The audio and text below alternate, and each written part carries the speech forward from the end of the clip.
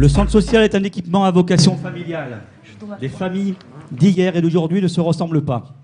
Dans les années 70, les familles évoluent avec enfin une autorité parentale exercée à égalité entre les deux parents. Dans les années 80 apparaît de plus en plus de familles monoparentales. Dans les années 90, les familles se recomposent. Aujourd'hui, on parle de forme plurielle des familles. Est-ce un handicap, un atout pour notre société? Nous allons en discuter avec nos invités.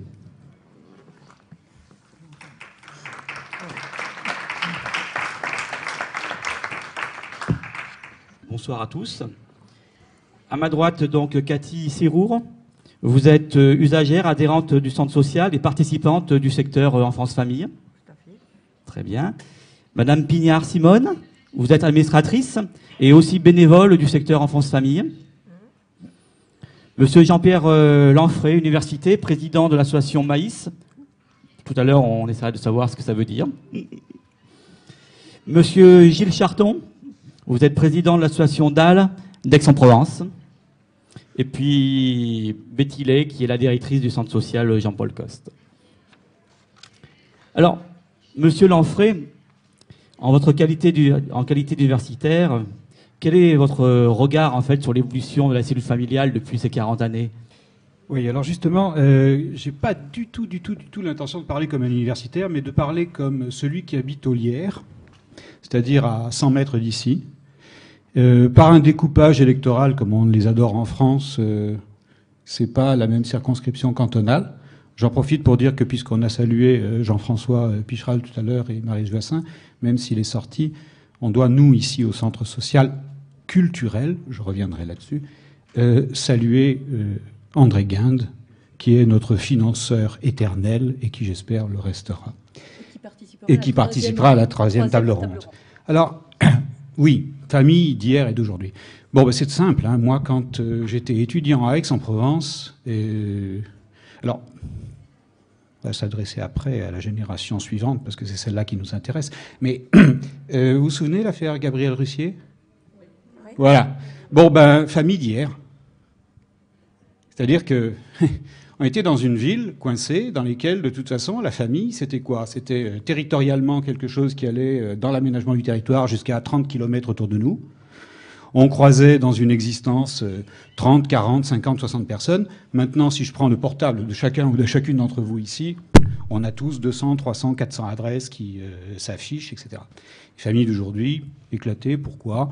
Moi, je voudrais pas y voir systématiquement et uniquement ces questions de victimisme, ces questions d'enfants rois, d'enfants victimes qu'on voit en permanence. Moi, ce que je vois, c'est un centre social culturel, et je veux lire la question des familles à partir des centres sociaux et culturels.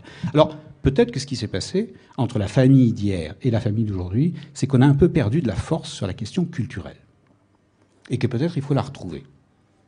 Et ça, on en discute avec Betty, et on va en discuter peut-être au cours de nos prochaines tables rondes. Et en tous les cas, ça fera partie du travail qu'il faudra faire si l'on veut que la question des centres sociaux et culturels soit effectivement quelque chose qui fasse qu'on donne un espoir à nouveau à tous les gens qui sont en proximité de bien vouloir simplement, tout simplement, mais ce qui est la chose la plus difficile qui soit, vivre ensemble.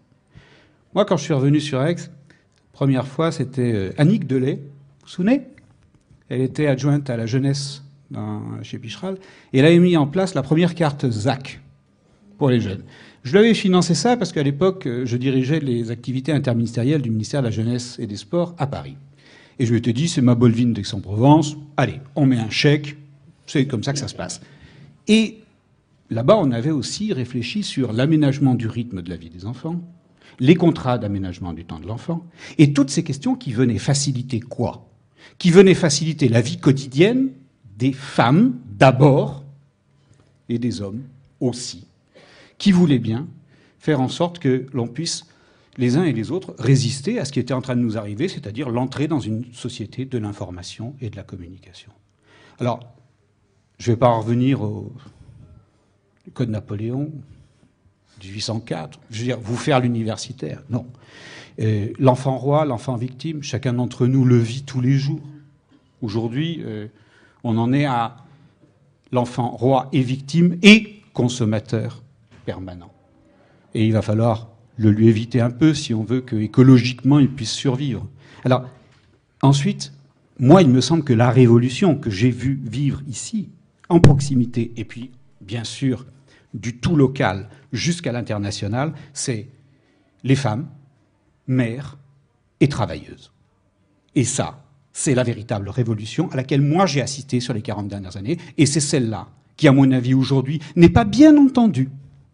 Parce qu'on a beau eu avoir, je l'ai dit à Rachida Dati quand elle est venue samedi dernier au Bois de l'Aune, on a beau eu avoir une loi sur la parité, il ne me semble pas qu'aujourd'hui, malgré le fait que nous ayons, nous, une députée maire, une des rares de villes de plus de 100 000 habitants en France, il ne me semble pas qu'on ait beaucoup avancé sur cette question-là, puisque je sais qu'actuellement, d'après mes petits calculs de politologue, puisque j'enseigne des politiques culturelles, et nous en sommes à 93% dans les collectivités locales, toujours pour les postes occupés par les hommes.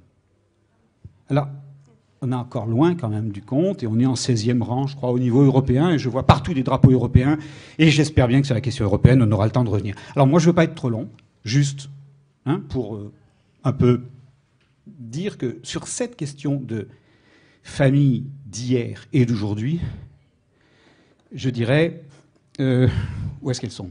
Combien j'en ai vu? Pas beaucoup. Il y en avait 2, elles sont parties. Ça, il y a un petit gamin là, je cherche des moins de 30 ans, excusez-moi, tiens, j'en vois quelques-unes. Voilà. Famille de demain. J'aimerais bien, moi, qu'on parle aussi des familles de demain, parce que le centre social et culturel Jean-Paul Coste doit préparer les familles de demain. Et ça me paraît effectivement une question absolument essentielle. Alors, les risques. Les risques actuels, c'est qu'on se contente de se dire qu'on n'y peut rien, que c'est comme ça, que ça nous dépasse, que c'est difficile, qu'il n'y a pas d'argent. Le degré zéro de la démocratie, moi je l'ai découvert lorsque j'ai pris la présidence du conseil syndical de la copropriété des Lierres. Le degré numéro 1 de la démocratie culturelle, c'est un centre social et culturel. Après, ça grimpe, ça monte, après on a droit au DRAC, c'est-à-dire qu'on a droit aux sigles, on a droit aux subventions, on sait remplir les dossiers. Mais là, on est dans les vraies questions. Et c'est ces vraies questions que je crois un centre social et culturel comme celui-ci doivent continuer à remplir. Alors je sais que l'ambition y est. Personnellement, j'y ai ici pendant de nombreuses années accompagné des 2 Janine. Elles sont où? Par là, elles sont parties, mais c'est pas grave. Janine Ruel et Janine Berger fait ce qu'il fallait pour qu'on essaye de décloisonner. Mais c'est pas facile. Moi, j'aimerais bien qu'il y ait plein d'universitaires qui vivent à 450 mètres d'ici, qui croisent régulièrement et qui viennent voir un petit peu de quoi il en retourne réellement, lorsque même tout d'un coup sont dans des concepts un peu fumeux ou que tranquillement, parce que nous, on sait prendre la parole, quoi. Bon. Voilà. Merci. Merci de votre intervention. Donc, j'ai entendu, il faut préparer demain. C'est déjà demain. Un centre social doit aussi avoir la capacité à anticiper. Donc, sa directrice est présente. Justement, quelle est la politique famille du centre social aujourd'hui, mais aussi celle qui se dessine déjà peut-être pour demain? Alors, juste pour revenir un petit peu sur l'histoire, quand le centre a démarré, c'est Simone qui était très investie aussi sur le secteur famille, et il n'y avait pas de techniciens salariés. Puis au fil des temps, ça s'est professionnalisé. On a eu des référentes familles, on a eu des missions prises en charge aussi au niveau de la caisse d'allocation familiale avec des aides sur des postes et des aides sur des projets. Au départ, le nombre de familles sur le centre social, c'était de l'ordre de 200 familles. Aujourd'hui, le centre social Jean-Paul Coste, c'est 1200 familles adhérentes. Ce qui représente à peu près, vous multipliez par 2-3 par personne par famille adhérente, même on peut aller au-delà, mais c'est une moyenne, ça représente 3000 à 4000 usagers. Donc ça, c'est pour vous dire que effectivement, c'est un centre qui, entre guillemets, touche beaucoup de familles. Sur ces 1200 familles, on parle souvent de mixité sociale. Alors, nous ne sommes pas un centre social avec que des familles pauvres, en précarité, monoparentales. Et nous ne sommes pas un centre social avec des familles, alors je vais parler quotient familial élevé, avec de forts revenus, et très favorisés, on va dire, dans la vie sociale. Si l'on regarde un petit peu les statistiques sur les secteurs, on a une mixité réelle avec des familles en forte précarité et puis des familles qui vont très bien sur le plan social. Je dois dire que c'est pas parce qu'on va bien sur le plan économique et social que l'on va bien tout court. Et c'est pas parce que l'on va mal sur le plan économique et social que l'on va mal tout court. Il y a des personnes en précarité qui heureusement se portent bien et des personnes qui s'en sortent financièrement et qui malheureusement dans leur vie sont isolées. Donc on est là pour toutes ces familles-là. Ensuite, je voulais juste revenir sur la notion de la parité. Nous, c'est vrai qu'on n'a pas la parité sur le centre socio-culturel Jean-Paul Cos parce qu'il y a une grande dominante de femmes. Donc, on est presque à 80% de jantes féminines. Une directrice, si je compte dans les salariés, on a une comptable, on a 3 agents d'accueil féminins. Alors je cherche les garçons presque. On a 4 permanents. Où sont les hommes? C'est un peu la chanson à l'envers. C'est où sont les hommes chez nous? On a 5 permanentes sur la petite enfance. On a une responsable famille.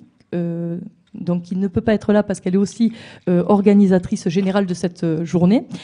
Et on a 2, j'espère que j'en oublie pas parce qu'on n'en a pas beaucoup, donc j'espère que j'en oublie pas. On a Stéphane, directeur du centre de loisirs, et on a Maxime, adjoint sur le territoire d'Émile. Au conseil d'administration, j'aurais bien envie de parler de parité. Sur 16 membres du conseil d'administration, on a 14 femmes et 2 hommes. Donc Jean-Pierre, la porte est ouverte. Et si tu peux venir parler au nom de la jante masculine et venir avec d'autres amis, la porte est grande ouverte. Et effectivement, nous aimerions qu'il y ait un peu plus de parité. 80% des membres du conseil d'administration sont des femmes. Pourtant, comme tu l'as dit, qui travaillent de plus en plus, qui ont des vies pas toujours simples à gérer, hein, avec des enfants, avec des maris, 3 petits points. Donc, elles s'organisent. Alors, je voudrais ici, pour peut-être passer la parole à, dire qu'elles s'organisent tellement bien que nous sommes beaucoup à l'écoute des familles, et les familles et des individus. En face, il y a Cathy. Elle sait que je vais faire le relais avec elle. C'était pas prévu pourtant. Cathy fait partie de ces femmes engagées dans la vie du quartier. Cathy fait partie de ces femmes qui fréquentent le centre Jean-Paul Cos et qui se permet tout le temps de venir taper à la porte. Elle sait qu'elle dérange pas, qu'elle dérange jamais, et de dire j'ai une idée. Alors ça, je trouve ça... Alors, tu me dis quel est l'avenir de Jean-Paul Cos. Moi, je te dis, tant qu'on aura des Cathy et des personnes habitantes qui viennent taper à la porte et nous dire « j'ai une idée », alors le centre a de beaux jours devant lui. Parce qu'on est, nous, là pour mettre en œuvre les idées, les projets, pour être au service de tout le monde. Cathy, la dernière fois, elle m'a dit « je serais bien venue à l'Assemblée Générale », je reprends souvent ça, parce qu'il y en a beaucoup qui nous disent, je suis désolée, je pourrais pas être là à l'Assemblée Générale. Ils te disent pas pourquoi, mais ils s'excusent. Cathy, elle a eu la démarche inverse. Elle a dit, j'aurais bien voulu être là, mais j'ai pas trouvé un moyen de garde pour mes enfants. On lui a dit, ce n'est que ça. Alors on va trouver un moyen de garde pour les enfants. On a mis en place un accueil pour la garde d'enfants, et Cathy a pu venir à l'Assemblée Générale. Cathy, permettez-moi de vous appeler Cathy. Tout à fait. Concrètement, qu'est-ce que vous faites ici, au centre social Jean-Paul Cos? Bon, alors très concrètement, je suis donc maman, j'ai des enfants. Donc déjà, par ce biais-là, j'ai mes enfants qui ont été à la halte garderie, qui vont aussi au centre aéré. Ça, c'est la première chose. La deuxième chose, je participe aussi à beaucoup de sorties familiales, parce que j'aime ça. Donc ça, c'est personnel, c'est pour faire des balades ou... On parlait culture, c'est en train de se développer un petit peu, moi je trouve. C'est-à-dire que nos sorties, Florence essaye de les faire aussi en fonction de ce qui se passe en ville et nous mène en ville en fonction de nos enfants aussi. C'est-à-dire qu'en fait, elle essaye de nous rassembler tous et d'avoir un centre d'intérêt pour tous. Et ce que je trouve très bien aussi, puisque moi, c'est pas ma démarche. Moi, je suis beaucoup plus nature. Ce qui fait qu'elle m'emmène avec elle aussi au niveau culturel et de ce qui se passe en ville à certains moments, à certaines manifestations. Ensuite, je suis assistante maternelle et j'ai voulu créer une association d'assistantes maternelles. Donc, je suis allée voir Betty en lui disant, voilà, il me faut un local. Est-ce que je pourrais faire quelque chose? Elle m'a dit, pas de problème, dis-moi ce que tu veux, on va essayer de faire quelque chose. Et ça a été fait aussi. Donc voilà ce que je fais au niveau du centre social. Ça me permet aussi, moi, de rompre mon isolement, parce que je suis donc maman célibataire et assez timide. Donc maintenant, je suis plus timide. Maintenant, je vais leur dire bonjour, oui. J'y vais direct. Un micro dans les mains, c'était pas facile non plus. Ouais, attention. Mais c'est vrai que ça m'a aussi permis d'évoluer, d'avancer aussi personnellement. Donc ça fait vraiment beaucoup de choses. Et ça rassemble énormément d'activités, de centres d'intérêt et d'avoir encore envie d'autres choses et effectivement de pouvoir en parler. Alors comment vous abordez collectivement au centre social les questions de fonction parentale alors ? Quand Cathy a dit avec Florence, alors qui est Florence ? Oui, voilà. Et ça rejoindra ta question, Eric. Florence, c'est la responsable famille, c'est un titre, responsable famille du centre socio-culturel Jean-Paul Cos. Alors le travail de Florence, c'est justement de répondre, de voir un petit peu quelles sont les envies, de voir et de recenser les besoins aussi des familles, et de répondre ou de susciter. Parce que quand Cathy dit « j'aurais pas eu, moi, naturellement, peut-être l'idée d'aller vers la culture ou des sorties culturelles », Florence, c'est entre guillemets, le fédérateur, le catalyseur, la personne du centre qui va donner envie, qui va amener des projets, proposer des projets ou recueillir des projets. Donc la question de, par exemple, répondre aux questions de quelle fonction parentale, etc. C'est vrai que sur le centre socioculturel Jean-Paul Cos, on ne va pas faire des réunions, des thématiques, on va se mettre autour de la table et on va parler de la fonction parentale. Par contre, lors des sorties, lors des rencontres, lors des samedis qui se passent à Jean-Paul Cos autour d'un échange réciproque de savoir, il y en a une qui va nous dire comment elle fait le mafé, la semaine d'après, c'est une autre qui va nous dire. Donc, c'est des échanges non pas monétaires, c'est des échanges de je sais faire quelque chose, je vais vous montrer comment je le fais. Ça crée du lien, ça crée de la parole, ça crée des... Et pendant ces rencontres-là, se créent aussi des espaces d'échange sur toute autre chose que le mafé et sur toute autre chose que la danse. Et c'est aussi dans ces moments-là, conviviaux, où la confiance, parce qu'il y a un lien de confiance qui se crée. Comme dit Cathy, au début, elle connaissait personne, elle était timide. Maintenant, elle m'a dit, maintenant j'ai des amis que je me suis fait au centre. Et ça fait partie de mon réseau d'amis. Et c'est dans ces échanges-là qu'on parle de la fonction parentale, qu'on parle de t'as ce problème toi aussi et comment tu t'y prends. Mais c'est vraiment pas, comme on dit, le positionnement, ce n'est pas un donneur de leçons. On n'a aucunement la vérité, on n'a aucunement les recettes, ça se saurait. Mais par contre, c'est de l'échange et je sais que ce terme t'est cher, Eric, de la construction collective et de l'intelligence collective que naissent parfois des débuts de réponse, ou en tout cas des débuts d'éclairage. Donc je crois que c'était pour moi l'occasion de tirer un coup de chapeau déjà à tous les salariés du centre qui se mettent au service du projet, et plus particulièrement à Florence, parce qu'elle n'est pas là, elle devrait être là, c'est la thématique famille.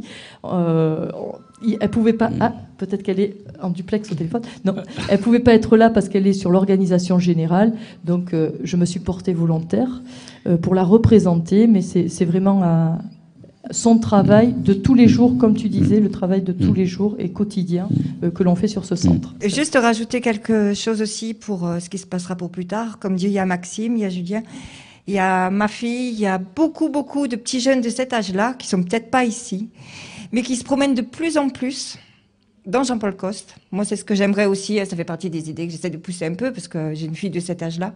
Et c'est vrai qu'ils n'arrêtent pas de véhiculer, ils s'y intéressent. On ne leur demande pas de venir, ils viennent tout seuls. Et je trouve ça formidable aussi. Voilà, quand il y a les ordis, tout d'un coup, l'après-midi, on ne sait pas où ils sont. Ils sont là-bas, sur l'ordi. Voilà, on sait où ils sont cadrés, et ils sont bien. Enfin, à mon avis, ils sont bien. Voilà, ça aussi, c'était à noter. Donc, voir des adultes participer peut donner envie aussi à des jeunes aussi de participer. Oh, tout à fait. Et puis, ils sont avec nous, avec les adultes. Donc en plein dans l'intergénérationnel. Tout à fait.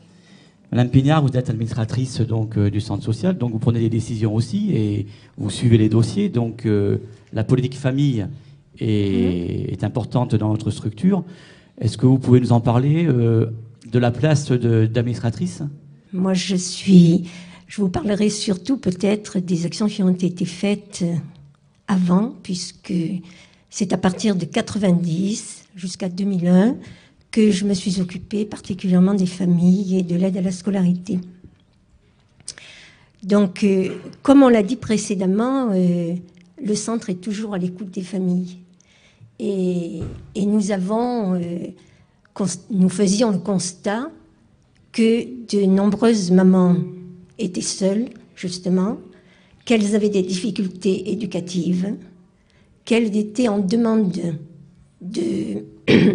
d'aide au plan de la scolarité parce qu'il y avait un investissement sur la réussite scolaire très forte, des familles, un enjeu très fort. Et donc là, il y avait des réponses à donner. Alors très tôt, des ateliers de l'aide à la scolarité ont été organisés, je crois à partir de 86. Moi, quand je suis arrivée en 90, on a développé ce secteur.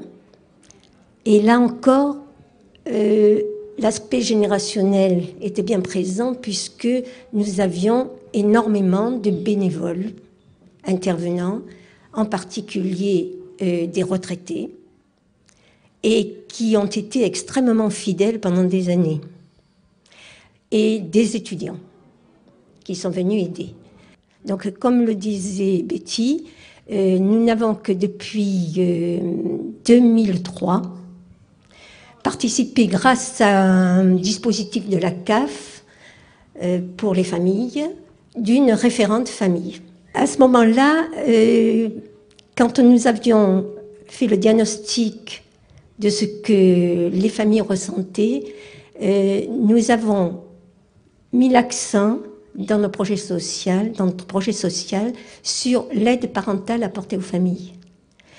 Et donc, même si ça se passait à l'intérieur du centre aussi, d'une façon très, très diffuse, mais nous avons organisé quand même une série de conférences alors pour la petite enfance, avec la passerelle, qui est la maison d'Olto, qui est près de chez nous, sur les relations parents-enfants, tout ce qui touche la petite enfance.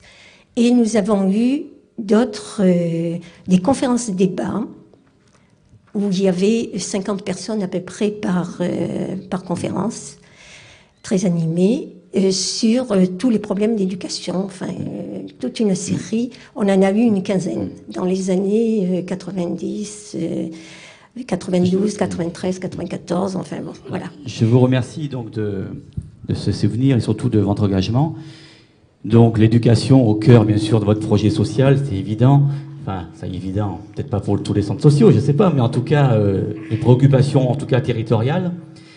Vous avez parlé de familles en difficulté, donc à côté de vous, vous avez Monsieur Charton, qui est donc président de DAL Aix-en-Provence.